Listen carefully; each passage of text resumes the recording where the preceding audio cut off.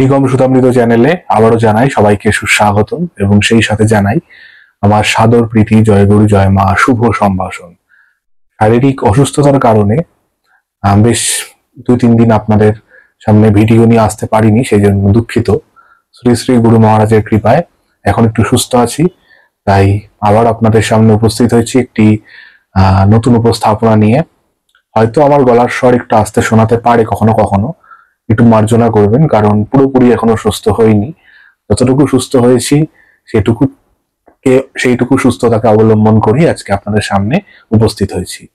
তো আজকে যে বিষয়টি নিয়ে আমরা পাঠ এবং আলোচনা করব, বিষয়টি হচ্ছে জীবাত্মা ও স্থূল দেহ, এবং আমাদের জীবাত্মা কিরূপে পরমাত্মায় যেতে পারে স্থূল দেহকে অতিক্রম করে, এবং আমাদের স্থূল দেহের বিশ্লেষণ, এই সমস্ত কিছু নিয়ে আজকের ভিডিওতে আলোচনা হবে। এবং এই জীবাত্মা, স্থূল দেহ এবং আমাদের এই স্থূল দেহের বিশ্লেষণ নিয়ে আমাদের পরম আরাধ্য গুরু মহারাজ কি লিখেছেন সেটারই পাঠ এবং উপস্থাপনা আজকে আপনারা সকলে শুনতে পারবেন। তো আর কথা না বাড়িয়ে আর দেরি না করে শুরু করছি আজকের পাঠ উপস্থাপনা, জীবাত্মা ও স্থূল দেহ এবং স্থূল দেহের বিশ্লেষণ।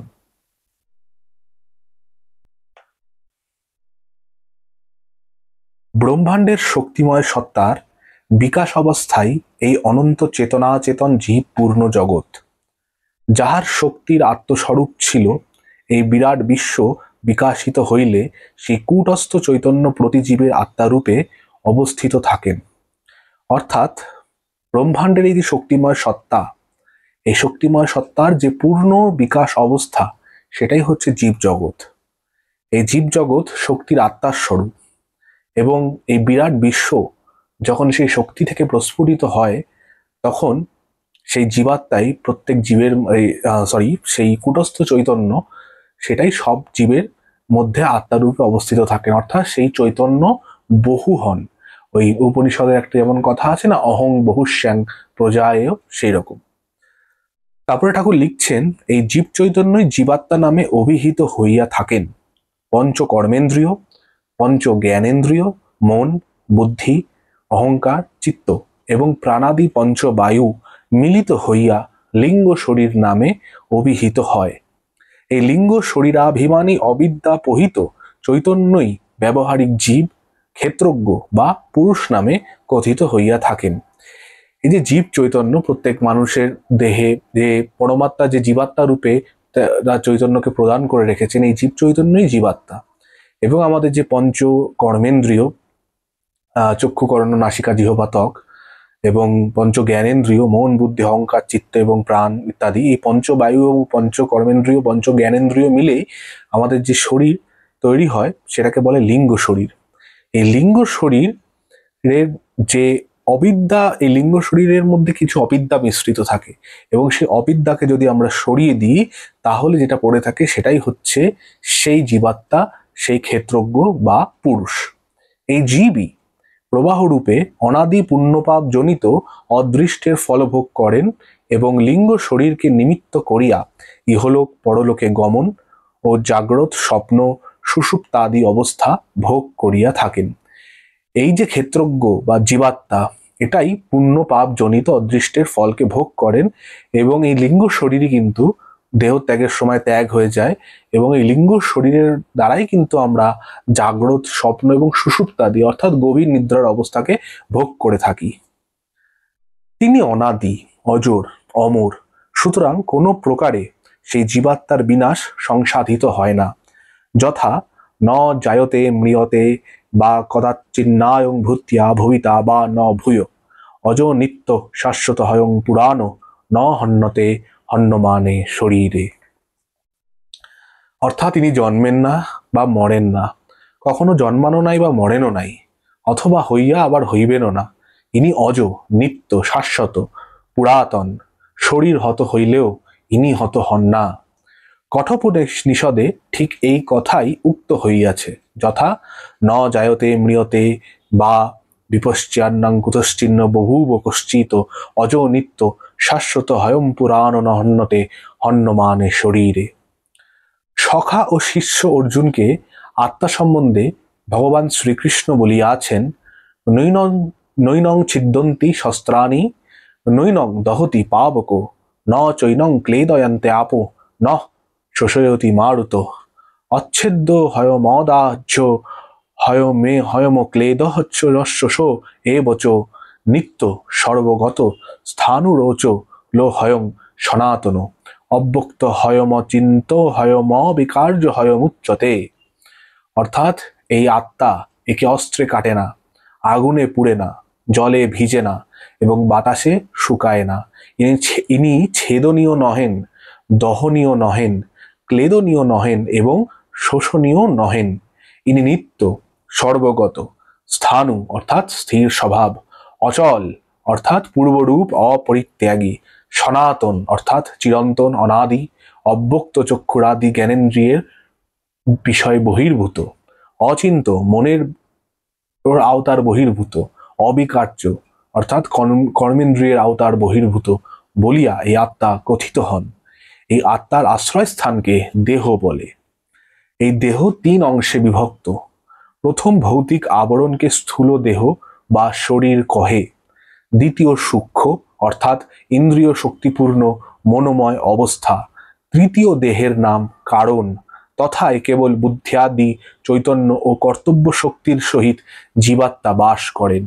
এই জীব বিশ্বব্যাপী পরমাত্মার অংশ বিশেষ, যাহার ভোগ বা ক্ষয় কিংবা লয় কিছুই নাই। তার যে তেজ সূক্ষ্ম দেহের ওপর আধিপত্য করে, সেই মনোময় সত্তার নাম ক্ষেত্রজ্ঞ আত্মা।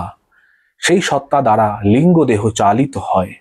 এতদ ব্যতীত যে সকল শক্তি সমষ্টি দ্বারা স্থূল দেহ রক্ষিত ও চালিত হয়, সেই শক্তিকে স্থূলের আত্মা ও ভূতাত্মা কহে। সাংখ্য মতে ইহাই প্রকৃতি। এখন দেখিতে হইবে প্রধান চেতয়িতা জীব, তিনি সাক্ষী মাত্র। প্রত্যেক দেহ প্রকাশের সহিত তাহার প্রকাশ। দেহক্ষয় অর্থাৎ সূক্ষ্ম ও স্থূল আবরণ ক্ষয় তাহার ক্ষয় হয় না। তিনি কারণ রূপে সচল স্বাধীন শক্তির সহিত বর্তমান থাকেন। কার্যের প্রেরক ও ভোগকারী ক্ষেত্রজ্ঞ আত্মা অর্থাৎ মনোময় ভাগের তিনি চৈতন্য সত্তা। স্থূল শরীরের কর্তা ভূতাত্মা অর্থাৎ ইন্দ্রিয় শক্তিগণ ওই ক্ষেত্রজ্ঞ তেজে সচেতন হইয়া শরীররূপী ইন্দ্রিয় সমূহ দ্বারা বাহ্য বিষয় গ্রহণ করিয়া ক্ষেত্রজ্ঞকেই ভোগ করায়। ক্ষেত্রজ্ঞই গুণ অনুসারে দেহের গঠন মতে সকল কার্য নির্বাহ করিয়া থাকেন। এই স্থূল ও সূক্ষ্মের অধিকারী ক্ষেত্রজ্ঞ উপাদানকারী মহত্তত্ত্বের ওঙ্কার রূপী জীব ভাবিও পরমাত্মার আশ্রয় প্রতি প্রাণীর পুরীতে চেতয়িতা ও ভোগকর্তা ভাবে থাকেন। অর্থাৎ এই ক্ষেত্রজ্ঞ অর্থাৎ আমাদের এই যে জীবাত্মা, এটাই স্থূল শরীরের গঠনগত যে সিস্টেম সেটাকে অবলম্বন করে আমাদেরকে সমস্ত কিছু ভোগ করান যত বাহ্য বিষয় আছে। এবং এই স্থূল সূক্ষ্মের অধিকারী যে ক্ষেত্রজ্ঞ যে জীবাত্মা, এ হচ্ছে ওঙ্কার রূপী এবং এ পরমাত্মারই অংশ। তাই এ প্রত্যেক প্রাণীর মধ্যে জীবাত্মা রূপে শুধুমাত্র চেতনারই সঞ্চার করে না, এই ক্ষেত্রজ্ঞ বা জীবাত্মাই কিন্তু আমাদের আসল ভোগকর্তা। মন, ইন্দ্রিয় শক্তি ও ভূত শক্তি এই ক্ষেত্রজ্ঞকে ভোগ প্রদান করিয়া থাকেন। মন আদি যদি কুপ্রভাবে উন্নীত হয় তবে তিনি কুভোগ করেন। মন আদি যদি পুণ্য কার্য করে তবে তিনি পুণ্য সঞ্চয় করিতে পারেন। অর্থাৎ আমাদের পঞ্চ জ্ঞানেন্দ্রিয় এবং পঞ্চ কর্মেন্দ্রিয় যদি কুভাবে ভাবিত হয় তাহলে এই ক্ষেত্রজ্ঞের যে ভোগ হয় সেটা কুভোগ। আর মন আদি পঞ্চ জ্ঞানেন্দ্রিয় বা কর্মেন্দ্রিয় যদি পুণ্য কার্য করে থাকে তাহলে এই ক্ষেত্রজ্ঞ বা জীবাত্মার পুণ্য সঞ্চয় হয়। যেমন আবরণ দ্বারা সূর্যের উজ্জ্বল আলোককে রস্য বীর্য করিয়া অন্ধকার করা যাইতে পারে, তদ্রূপ মনাদিতে কুভাব পোষণ করিলে ক্ষেত্রজ্ঞ অজ্ঞান আবরণে আবৃত হইয়া পরমাত্মার সান্নিধ্য তেজ হইতে বিভিন্ন হইয়া পড়েন। আমরা যেরকম কোনো আবরণ সূর্যের সামনে যদি মেলে ধরি তাহলে যেমন সূর্যের আলোকেও কিছুটা আবরিত করা যায়, সেই রকম যদি মন আমাদের কুভাব দ্বারা আবৃত হয়ে যায় তাহলে সেই জীবাত্মা কিন্তু পরমাত্মার সান্নিধ্য থেকে দূরে সরে যায়। আবার যখন মন পবিত্র করা যায় তখনই আবরণ উন্মুক্ত হইলে পরমাত্মার তেজ ক্ষেত্রজ্ঞের তেজে মিলিত হইতে পারে। এই হেতু শাস্ত্রে উক্ত হইয়াছে, মনো এব মনুষ্যানাং কারণং বন্ধমোক্ষয়। মনি মনুষ্যের মুক্তি এবং বন্ধনের কারণ। আরও উক্ত আছে, মনঃ করতি পাপানি মনঃ লিপ্যতে পাতকই মনশ্চ তন্মনা ভূত্যা ন পুণ্যই ন চ পাতকই।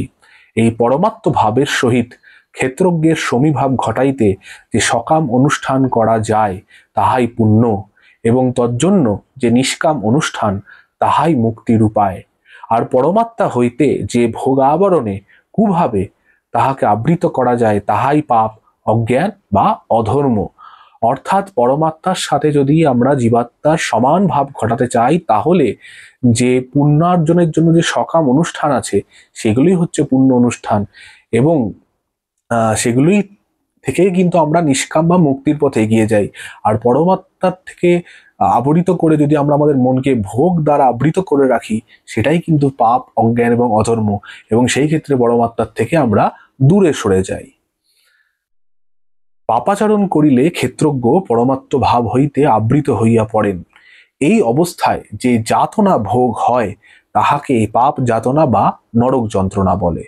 যেমন বায়ু, পিত্ত ও কফাদি সাধারণ ধর্মের বৈলক্ষণ্য হইলে দেহের ধাতুগত যাতনা হয়, তদ্রূপ মানবের স্বাভাবিক সত্যগুণের বিপক্ষে অর্থাৎ পরমাত্ম ভাবের প্রতিকূলে কোনো অনুষ্ঠান করিলে লিঙ্গ দেহে ভয়ানক যাতনা উপস্থিত হয়।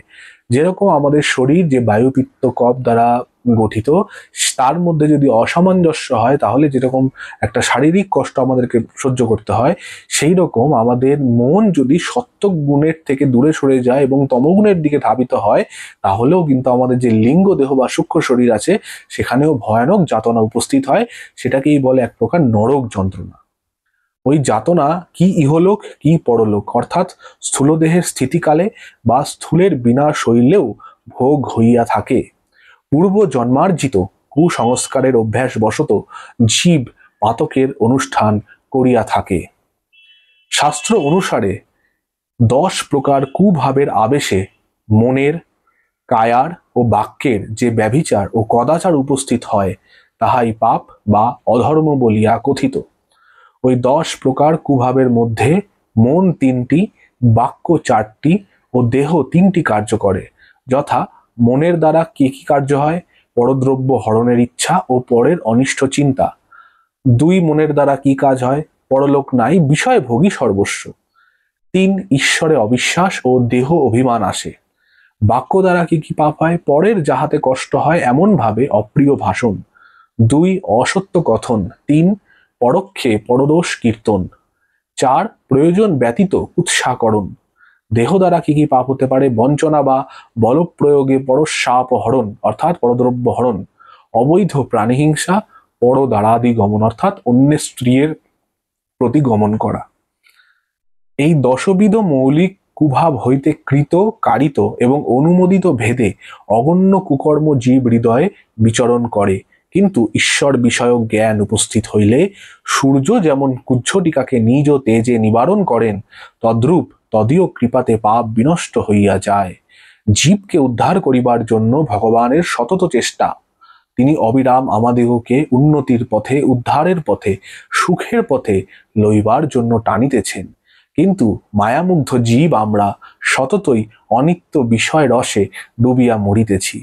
লৌহ খণ্ডকে চুম্বকে আকর্ষণ করিয়া থাকে, কিন্তু তাহার মধ্যস্থলে একখানা ইষ্টক বা ইট ফেলিয়া রাখিলে যেমন চুম্বক লৌহকে আকর্ষণ করিতে পারে না, তদ্রূপ আমরাও তাহার আকর্ষণের মধ্যে মায়াবাদকে রাখিয়া তাহার করুণা আকর্ষণ হইতে দূরে রহিয়াছি।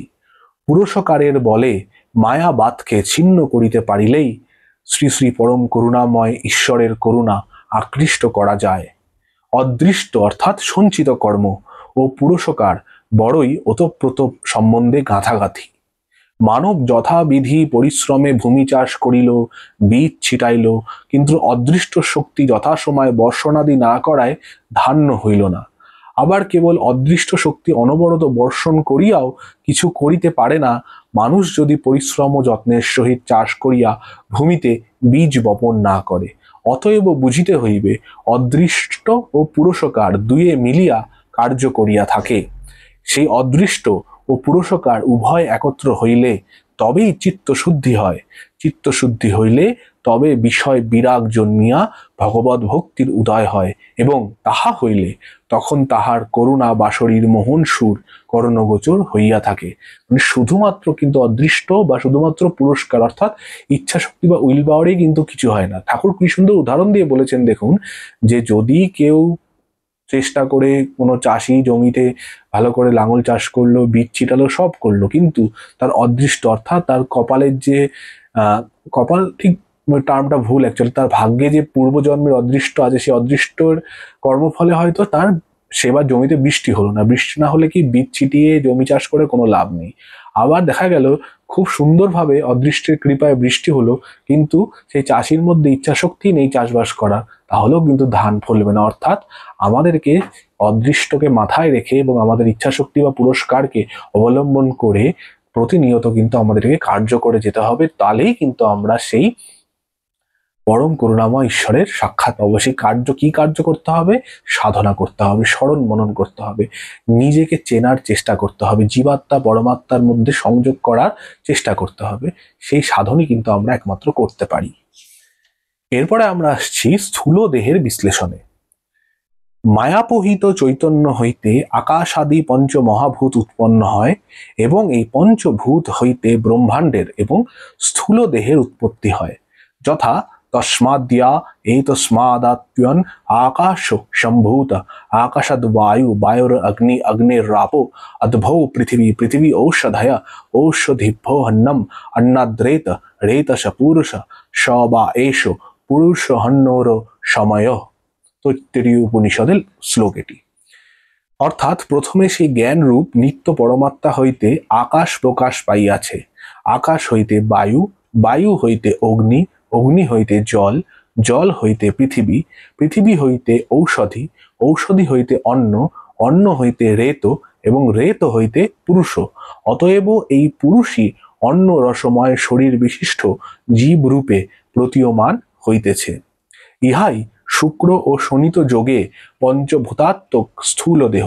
স্থূল দেহ বলিলে এই বুঝায় যে পঞ্চীকৃত মহাভূত কার্যং জন্মাদিশ্বর ভাব বিকারং স্থূল শরীরম, অর্থাৎ পঞ্চীকৃত ক্ষিতি, অপ, তেজ, মূরত ও বম, এই পঞ্চ মহাভূতের কার্য ও পুণ্যাপুণ্য কর্মহেতু জন্ম প্রভৃতি ও বাল্য, কৌমার, যৌবন, প্রৌঢ়, বার্ধক্য ও জরারু বিকারযুক্ত যে শরীর, তাহার নাম স্থূল দেহ। পিতামাতার ভুক্ত অন্ন হইতে শুক্র ও শনিত যোগে এই ৬০ কোষ বিশিষ্ট শরীরের উৎপত্তি হয়। তন্মধ্যে মাতৃজ, পিতৃজ প্রভৃতি ষড়বিধ ভাব আছে। যথা পিতৃভ্যাম শীতাদন্যাৎ ষট কোশং জায়তে বপুঃ, স্নায়বহস্থিনি মজ্জা চ জায়ন্তে পিতৃতস্ততা, তং মাংস শোণিতা নীতি মাতৃতশ্চ ভবন্তি হি ভাবাস্যু ষড়বিধ্বস্তস্য মাতৃজা পিতৃজাস্তথা রসোজা আত্মজা সত্যসম্ভূতা সত্যজাস্তথা। অর্থাৎ পিতামাতার ভুক্ত অন্ন হইতে এই ৬০ কোষ বিশিষ্ট শরীরের উৎপত্তি হয়। তন্মধ্যে স্নায়ু, অস্থি ও মজ্জা এই সকল পিতা হইতে উৎপন্ন, এবং ত্বক, মাংস ও রক্ত মাতা হইতে হইয়া থাকে। এই শরীর সম্বন্ধে মাতৃজ, পিতৃজ, রসজ, আত্মজ, সত্য সম্ভূত ও সাত্তজ এই ষড়বিধ ভাব আছে। তন্মধ্যে শোণিত, মেদ, প্লীহা, যকৃৎ, গুহ্যদেশ, হৃদয়, নাভি এই সমুদয় মৃদু পদার্থ রাশি মাতৃজ ভাব। শ্মশ্রু, রোম, কেশ, স্নায়ু, শিরা, ধমনী, নখ, দন্ত, শুক্র ইহারা পিতৃজ ভাব। শরীরোপচিতি অর্থাৎ উৎপত্তিকালে শরীরের স্থূলতা, বর্ণ, ক্রমে শরীরের বৃদ্ধি, অবয়বের দৃঢ়তা, অকার্পণ্য, উৎসাহ, তৃপ্তি, বল ইহারা রসজ অর্থাৎ সপ্ত ধাতুর অন্যতম ধাতুজ ভাব। এবং ইচ্ছা, দেশ, সুখ, দুঃখ, ধর্ম, অধর্ম, ভাবনা, প্রযত্ন, জ্ঞান, আয়ু এবং ইন্দ্রিয় ইহারা আত্মজ অর্থাৎ প্রারব্ধ কর্মজ ভাব। ইন্দ্রিয় দ্বিবিধ, জ্ঞানেন্দ্রিয় ও কর্মেন্দ্রিয়। চক্ষু, কর্ণ, নাসিকা, জিহ্বা, ত্বক এই ৫টি জ্ঞানেন্দ্রিয়, রূপ, রস, গন্ধ, স্পর্শ ও শব্দ এই ৫টি জ্ঞানেন্দ্রিয়ের কার্য বিষয় বা গ্রাহ্য বিষয়। বাক, পানি, পাদ, পায়ু ও উপস্থ এই 5টি কর্মেন্দ্রিয়। কথন, গ্রহণ, গমন, মলত্যাগ ও রমণ এই 5টি হলো কর্মেন্দ্রিয়ের ক্রিয়া। মন কর্মেন্দ্রিয় ও জ্ঞানেন্দ্রিয় উভয়ের অন্তরেন্দ্রিয় এবং মন, বুদ্ধি, অহংকার ও চিত্ত এই 4টিকে অন্তঃকরণ চতুষ্টয় বলে। তন্মধ্যে সুখ ও দুঃখ মনের বিষয় এবং স্মৃতি, ভয় ও কম্পনাদি মনের ক্রিয়া। নিশ্চয়াত্মিকা বৃত্তিকে বুদ্ধি, অহং, মম ইত্যাকার বৃত্তিকে অহংকার এবং অতীত বিষয়ের স্মরণাত্মক বৃত্তিকে চিত্ত বলে। এই সত্য নামক অন্তঃকরণ সত্য, রজ ও তমগুণ ভেদে 3 প্রকার। সুতরাং পূর্বোক্ত সত্যজ ভাবও 3 প্রকার। তন্মধ্যে আস্তিক্য, মনোনৈর্মল্য ও মুখ্যরূপে ধর্ম বিষয়ে প্রবৃত্তি ইত্যাদি সাত্ত্বিক অন্তঃকরণ হইতে উৎপন্ন হয়। কাম, ক্রোধ, লোভ ও লজ্জাদি রজগুণ হইতে উৎপন্ন হয়। ইহারা রাজস সত্যজ ভাব। নিদ্রা, আলস্য, অনবধানতা ও বঞ্চনা প্রভৃতি তমগুণ হইতে উৎপন্ন। ইহারা তামস সত্যজ ভাব। দেহ মাত্রাত্মকস্ত স্মাদাদ্দত্তে তদ্গুণানি মানো। এই দেহ মাত্রাত্মক, অর্থাৎ এই দেহ ইহার উপাদান পঞ্চভূত তাদাত্মেই উৎপন্ন। সুতরাং উপাদানীভূত প্রত্যেক ভূতের গুণ গ্রহণ করিয়া থাকে। যথা এই স্থূল দেহ আকাশ হইতে শব্দ, শ্রোত্রেন্দ্রিয়, বক্তৃত্ব, কর্ম, কুশলতা, লঘুত্ব, ধৈর্য এবং বল এই সপ্ত গুণ গ্রহণ করে। বায়ু হইতে স্পর্শ, ত্বগীন্দ্রিয়, উৎক্ষেপণ, অবক্ষেপণ, আকুঞ্চন, গমন, প্রসারণ, কর্কশতা এবং প্রাণ, অপান, সমান, উদান, বেয়ান, নাগ, কুর্ম, ক্রিকর, ধনঞ্জয় ও দেবদত্ত এই বায়ু বিকার এবং লঘুতা এই 51 গুণ গ্রহণ করিয়া থাকে।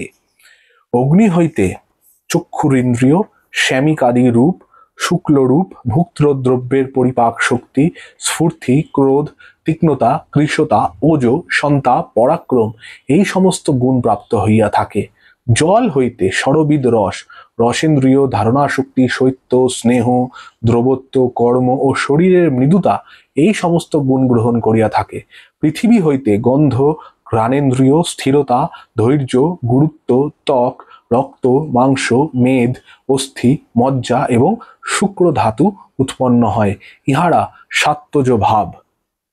ভৌতিক দেহটিকে কার্যক্ষম রাখিবার জন্য নাভিকন্দ হইতে বহু সংখ্যক নাড়ী উৎপন্ন হইয়া সমস্ত অঙ্গ প্রত্যঙ্গ পর্যন্ত গমন করত তৎস্থানীয় কার্য সকল সম্পন্ন করিতেছে। যথা ঊর্ধ্বং মেঢ্রাদধো নাভে কল্পযোনি খগাণ্ডবৎ তত্র নাড্য সমুৎপন্যা সহস্রাণাং দ্বিসপ্ততি। অর্থাৎ মেরু দেশের ঊর্ধ্বে ও নাভির নিম্নে খগাণ্ডবৎ যে কল্পযোনি আছে তাহা হইতে 72,000 নাড়ী উৎপন্ন হইয়াছে, কিন্তু সমস্ত শরীরাভ্যন্তরে 3.5 লক্ষ নাড়ী বিদ্যমান আছে। যথা সার্ধ লক্ষত্রয় নাড্য সন্তি দেহান্তরে নৃণাং। এই সার্ধ লক্ষত্রয় নাড়ী উৎপন্ন হইয়া শরীরের সর্বস্থান ব্যাপিয়া বস্ত্রের টানা পরিয়ানের মতো ওতপ্রোতভাবে ব্যাপিয়া রহিয়াছে। এজন্য এই সকল নারীকে বায়ু সঞ্চার রক্ষিকা বা ভোগ বহা নারী বলা যায়। মানবের অস্থিময় দেহের উপর ওই নারী সকল এইরূপভাবে বিন্যস্ত হইয়াছে যে ঠিক যেন অস্থিগুলি জাল দ্বারা আবৃত বোধ হয়। যথসত্য দলে যদ্বৎ পদ্ম পত্রেষু বা শিরা নাড্যস্তেতাসু সর্বাসু বিজ্ঞাত ব্যস্ত পোধন। অশ্বৎ বা পদ্মপত্র জীর্ণতা প্রাপ্ত হইলে তন্মধ্যে যেরূপ শিরাজাল দৃষ্ট হইয়া থাকে, জীবদেহ নারী সকল দ্বারা সেইরূপ পরিব্যাপ্ত রহিয়াছে। বায়ু হইতে দেহে যে 10 প্রকার বায়ু বিকার উৎপন্ন হইয়াছে তাহার মধ্যে প্রাণই মুখ্যতম। কেননা এক প্রাণ বায়ুর বৃত্তিভেদ দ্বারা ওই প্রাণ বায়ুরই বিবিধ নাম সংকল্পিত হইয়াছে। অর্থাৎ প্রাণবায়ুই শব্দোচ্চারণ, নিঃশ্বাস ও প্রশ্বাসের কারণ। এই প্রাণবায়ু কণ্ঠ হইতে নাভিদেশ পর্যন্ত ব্যাপিয়া আছে এবং নাসিকারন্ধ্র, নাভি ও হৃদয় দেশে বিচরণ করিয়া থাকে। অপান বায়ু গুহ্য, মেরু, কোটি, জঙ্ঘা, উদর, নাভি, কণ্ঠ, উরু ও জানুদেশে অবস্থিত আছে। ইহা দ্বারা মূত্র মলাদির পরিত্যাগ ক্রিয়া সম্পাদন হইয়া থাকে। ব্যান বায়ু চক্ষু, কর্ণ, গুল্ফ, জিহ্বা এবং নাসিকা দেশে অবস্থিত। ইহা দ্বারা প্রাণায়াম বিষয়, কুম্ভক, রেচক ইত্যাদি কার্য হইয়া থাকে। সমান বায়ু শরীর বহ্নির সহিত মিলিত হইয়া সমস্ত দেহ ব্যাপিয়া অবস্থিতি করে এবং এই শরীরস্থ দ্বিসপ্ত সহস্র নারীর অভ্যন্তরে বিচরণ করে। এই বায়ু ভুক্ত ও পীত দ্রব্যের রস সকল আনয়ন করত দেহের পুষ্টি সাধন করে। উদান বায়ু পদ, হস্ত এবং অঙ্গসন্ধি স্থানে অবস্থান করিয়া দেহের উন্নয়ন ও উৎক্রমণাদি ক্রিয়া করিয়া থাকে। পূর্বোক্ত নাগাদি পঞ্চ উপবায়ু ত্বক, মাংস, রক্ত, অস্থি, মজ্জা এবং স্নায়ু প্রভৃতি ধাতু আশ্রয় করিয়া অবস্থিতি করে।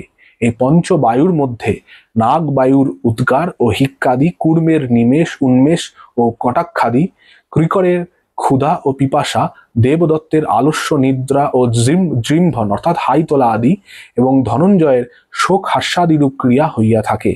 অতএব বায়ু দ্বারা কিন্তু সমস্ত কার্য হইয়া থাকে। অস্থি, মাংস, শিরা, মেদ, মজ্জা ও নারী বিশিষ্ট এই জড় দেহ কেবল এক বায়ুর সাহায্যেই কর্ম উপযোগী হয়।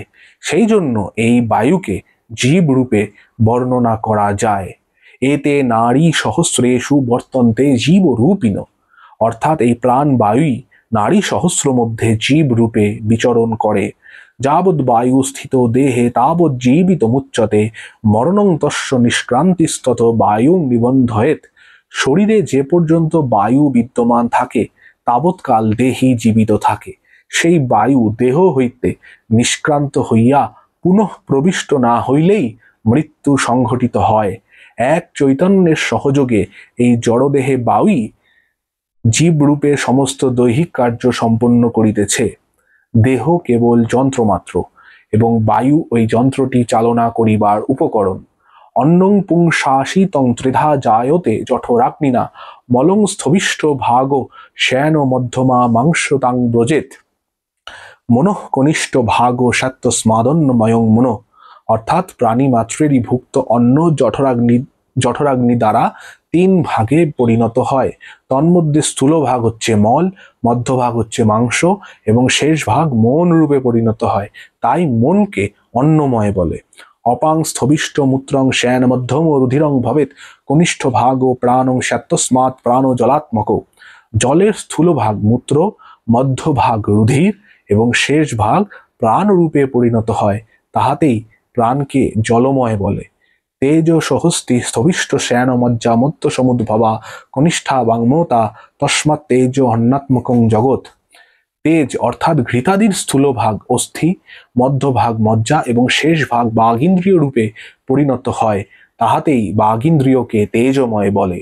রস হইতে রক্ত, রক্ত হইতে মাংস, মাংস হইতে মেদ, মেদ হইতে অস্থি, অস্থি হইতে মজ্জা এবং মজ্জা হইতে শুক্রের উৎপত্তি হইয়া থাকে।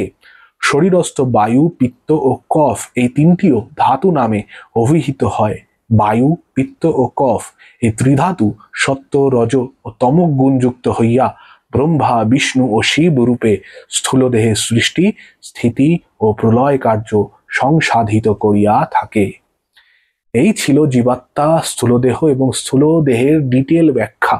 কিরূপে স্থূলদেহ তৈরি হয়, কিরূপে সেই স্থূল দেহের প্রত্যেকটা অংশ কার্যকলাপ কিভাবে পরিচালিত হয়, কোন অঙ্গ কিভাবে সৃষ্টি হয়, মাতৃজঠরে জীবদেহের কিভাবে মাতৃজঠরে জীবদেহ একটা পরিণত মনুষ্য দেহ রূপে পরিণতি পায়, সমস্ত কিছু ডিটেলস ঠাকুর মহারাজ কিন্তু এই প্রবন্ধ দুটির মধ্যে দিয়ে দিয়েছেন। আশা করি আজকের ভিডিওটি সবার জন্য অত্যন্ত জ্ঞান সমন্বিত এক অত্যন্ত তত্ত্বমূলক একটা ভিডিও আশা করি আজকে হয়েছে। আপনারা আজকে অনেক কিছু জানতে পারলেন ভিডিওটির থেকে। তো ভিডিওটি যদি ভালো লেগে থাকে তাহলে অবশ্যই ভিডিওটিতে লাইক করবেন, কমেন্ট করবেন এবং নিগম সুধামৃত চ্যানেলে নতুন হয়ে থাকলে চ্যানেলটি সাবস্ক্রাইব করতে ভুলবেন না। সাবস্ক্রাইব করে পাশে থাকা বেল বাটনটি ক্লিক করে অল করে দেবেন, যাতে ভিডিও আপলোড হলে তার নোটিফিকেশন যেন আপনারা সবার আগে পান। এবং নিগম সুধামৃত ফেসবুক পেজ থেকে যদি কেউ ভিডিওটি দেখে থাকেন তাহলে অবশ্যই নিগম সুধামৃত ফেসবুক পেজটিকেও ফলো করে দেবেন। সেখানে নিয়মিতভাবে শ্রী শ্রী ঠাকুর মহারাজের বাণী এবং নানান রূপ ভিডিও পোস্ট হতেই থাকে। এবং নিগম সুধামৃত পেজের লিংক আমি ডেসক্রিপশন বক্সে দিয়ে রাখবো। তো আমি সুশোভন আজকের মতন শ্রী শ্রী ঠাকুর গুরু মহারাজ এবং মা ঠাকুরানী মা সুধাংশুবালা মায়ের রাতুল চরণে আপনাদের সর্বাঙ্গীন সুস্থতা এবং মঙ্গল প্রার্থনা করে বিদায় নিচ্ছি। সকলে ভালো থাকবেন, সুস্থ থাকবেন। সবাইকে আবারও জানাই জয় গুরু, জয় মা।